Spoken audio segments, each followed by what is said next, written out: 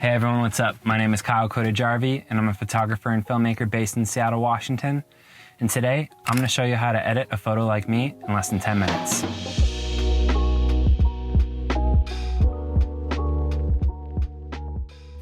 So you're going to need three things for today's lesson. The first thing you're going to need is Lightroom Classic. The second thing is a version of Photoshop. Any version should work. Third thing you're going to need is the raw CR3 file. You can find that available for download in the description below. So the raw that we're working with today was captured about 3 weeks ago at Brewster Hut here in New Zealand. Brewster Hut's an amazing hut overlooking the Makarora Valley, incredible views, and we had an amazing night there and even better morning. Amazing conditions, really couldn't ask for anything better. But enough of that, let's dive right into editing this photo.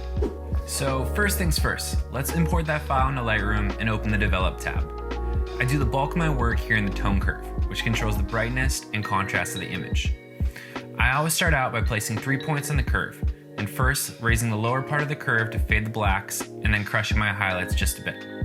It's personal taste what works for you, but for me, I love how this smoothens those tones in my image and gives my photograph a more film-like feel. You can really see how those values change when you look at the histogram. So far, so good. All right, awesome. Then I'll toggle out the point curve to make a few more adjustments by region, adding some contrast right back into the photo.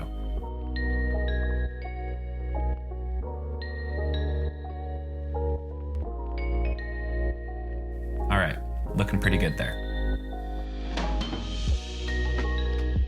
So this is my starting point for every image that I work with. I don't work with presets at all. I just work with this tone curve that I apply to every single image that I import into Lightroom, and then I go from there. So from here, I'm gonna begin making some basic tonal adjustments. So I'm gonna bring down my highlights, raise up the shadows, and most of the time I see some really funky numbers here.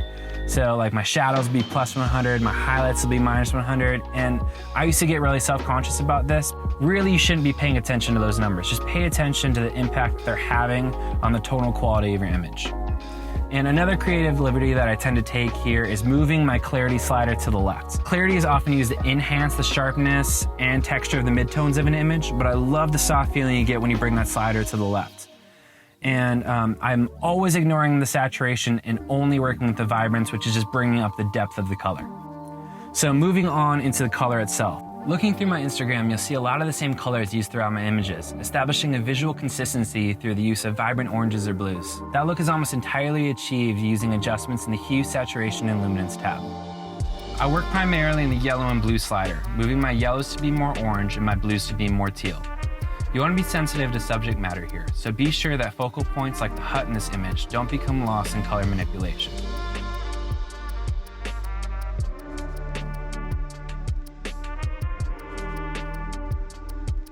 So make a few little changes here on the red slider so it looks pretty good, and it's looking pretty good right there. So we're gonna leave that there.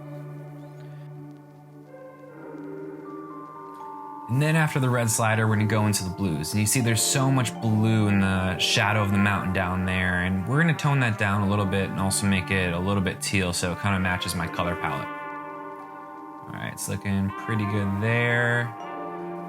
Maybe decrease the luminance just a little bit.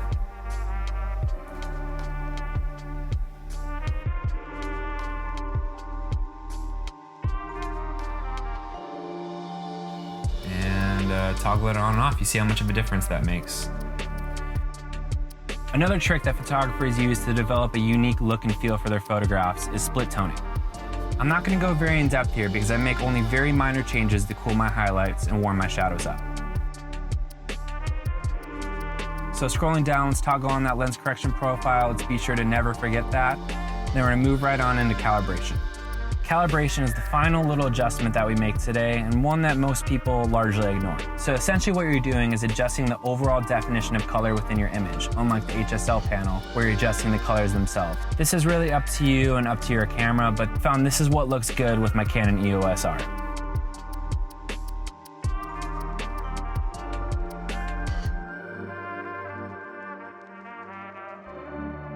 And lastly, we're gonna make some final small tweaks in color and contrast to this image before switching over to masking.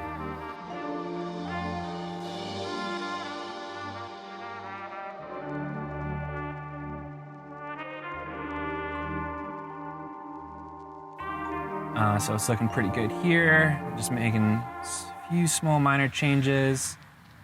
And there you go.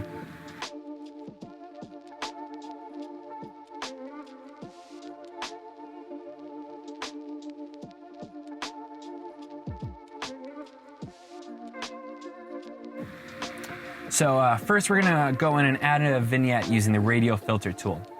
I've tended to add my vignettes this way since Lightroom added this feature because I'm able to more carefully target what area of the photo I want to direct my viewer's eye to.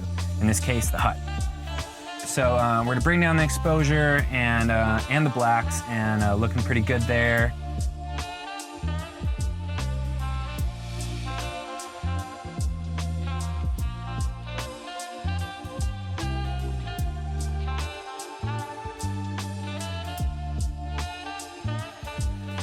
Now we're gonna bring back the sky quickly using the graduated filter tool, and we're just gonna draw down from the sky and bring down the exposure and add in some clarity.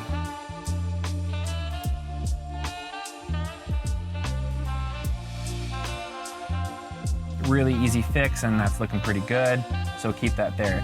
And you'll see how big of a difference these two tools can make in the overall quality of an image. I mean, it really brings the viewer's eye right down into the hut and our subject matter. And finally, let's sharpen this bad boy for social.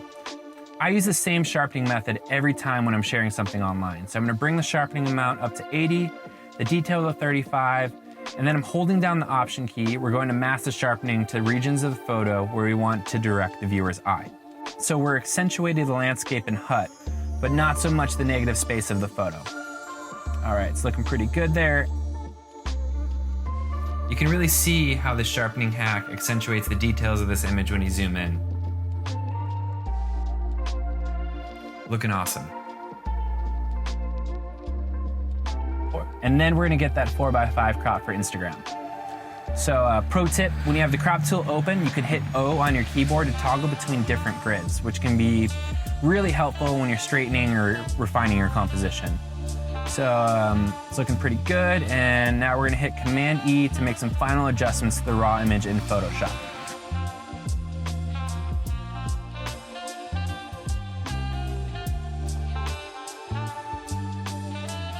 So here in Photoshop, we're gonna use the patch tool plus the content aware fill to make some final adjustments to our composition.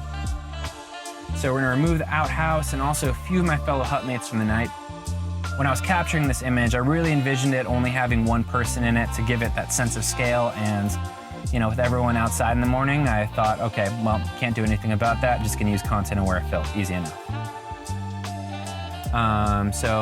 Looking it's pretty easy to remove people, just drawing some circles around them and then hitting the delete key for content aware fill and enter. Sometimes if that doesn't work, we'll use the patch tool. Pretty easy, looking good, and we're all finished.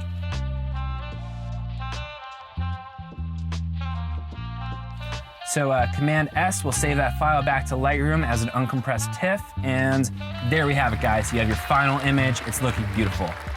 And I'm really stoked about how this one turned out, and it was an incredible morning, and I just really couldn't be happier with the photo that I took with me from this place.